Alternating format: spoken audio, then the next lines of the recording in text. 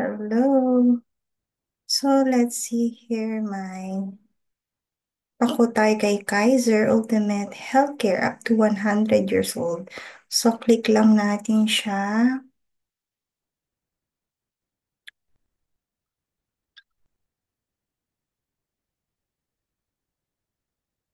So lagay lang natin yung pangalan mo. Halimbawa, ano natin yung anak natin. Kunwari lang. Yes, Finn, Holland, birthday. Halimbawa, 2013. Yan. September 11. So, create code. Click lang natin siya. Ay, okay. Here, yan. Create code. So, ito na. Pipili tayo ng plan name. It is for K100,000, K100. So, syempre, ang K100 is 5,882. So, pagpipili po tayo ng health insurance po natin, isipin po natin kung magkano ba talaga yung kailangan natin pagdating ng 60 years old po natin.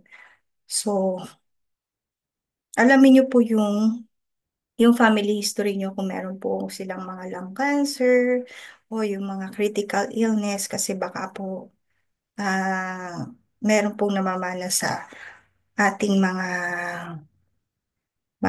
kung may history po tayo ng gano'n. So, kung halimbawa po ito sa anak ko, kung 11 years old yun na po siya ngayon, so, kuha tayo ng K1,000. So, automatic compute ng QT quotation kay Kaiser. So, contract price is 4 million for 7 years. Contract period is 20 years, age 111. Long-term care benefit 1 million. Term insurance insured for 20 years is 4.5 million. So, yung annual benefit po niya to first year to seventh year, so you have 140,000 annual benefit during the paying period. So you can avail this annual benefit if you need to confine in a hospital. So yung room and board niya is 1.5 per day. Annual health benefit is 100,000.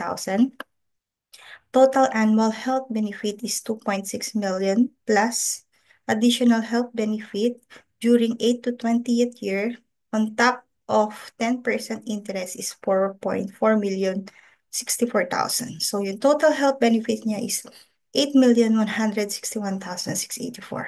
So yung long-term care benefit bonus niya is 3.5. So bonus is 85% of total premium paid, 4.17 million 500 times 85%. So, ito yung long-term care benefit at maturity age at the end of 20 years is 11,661,000. So, yung long-term care benefit at age 60 is 184,990,000. Assuming na na-retain mo yung 11,661,000 kay Kaiser. So, ito yung magiging total amount mo at the age of 60.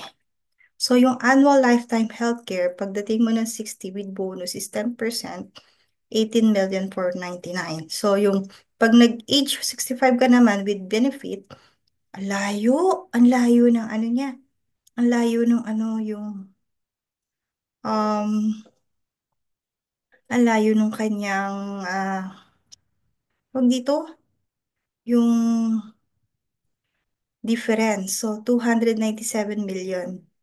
So, annual lifetime healthcare at the age of 65 with bonus, 29,792,000.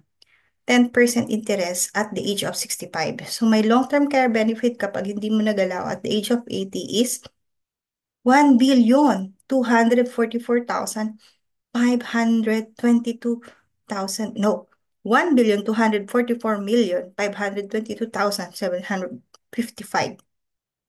Whew! Annual lifetime healthcare at age 80 with bonus 10%. At age 80 is 124,452,276. So, ang magiging monthly installment mo for 7 years is 58,821. So, may policy fee ka na 500 pesos per year. Ay, ang laki ng difference, no? Kasi dun sa isa kong pinakot kay, hindi ko na sasabihin dun sa isang insurance company, nasa 50,000 siya monthly. Guaranteed naman siya ng 35 million lang. So yung 50,000, magbabayad ako for 15 years. Tapos ang sum assured niya is 35 million. So yun na daw yung pinakamalaking ano niya. So yung 50,000 na yun, 50,000 times 15 years, no, 12 months times 15 years, 9 million. Tapos 35 million lang yung sum assured ko. Magkano yun? So parang 26,000. Eh kung kukuha ako dun, kay Kaiser na lang pala. Diba? Pero ito kasi sa anak ko kasi 11 years old. Pero ang laki ng ano niya, oh. Kasi sabi ko, kaya ko magbayad ng 50,000. Ito 58,000. Galing! Bakit pa tayo hahanap ng ibang insurance company kung may Kaiser na tayo? Kasi ang dami niya, oh. Alam ko may kasama pa tong mga critical illness eh. I'm not sure. Saan ba yun makikita dito? Basta, si Kaiser kasi is 3-in-1 na siya. May life insurance, health insurance, tsaka retirement. Okay? Correct me if I'm wrong. Okay.